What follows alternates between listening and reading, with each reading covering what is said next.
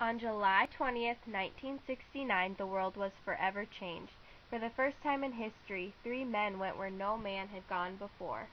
On that monumental day, Michael Collins, Edwin Eugene Buzz Aldrin Jr., and Neil Armstrong became the first humans to walk on the surface of the moon. Their mission was a part of NASA's Apollo space program. During the Apollo 11, Armstrong and Aldrin walked on the moon, while Collins orbited above. But what did it take for this feat to occur? Let's take a look at the history of the Apollo program.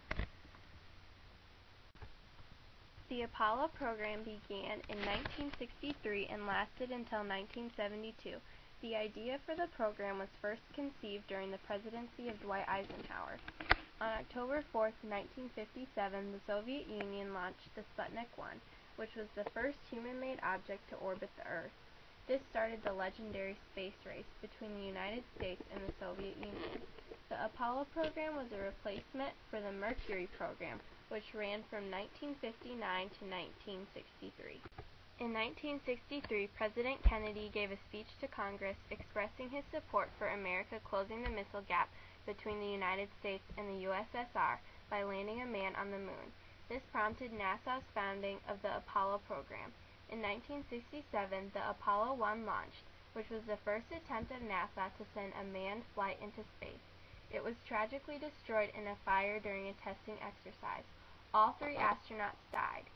1 year later, the Apollo 7 successfully orbited the Earth for 11 days. 3 more successful missions followed, but none resulted in a moon landing until the Apollo 11.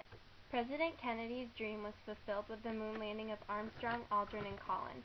8 years prior, in his address to Congress, Kennedy stated, "I believe that this nation should commit itself to achieving the goal, before this decade is out, of landing a man on the moon and returning him safely to the Earth." The Apollo 11 was a monumental event in the 1960s and was revolutionary for America's space program's future.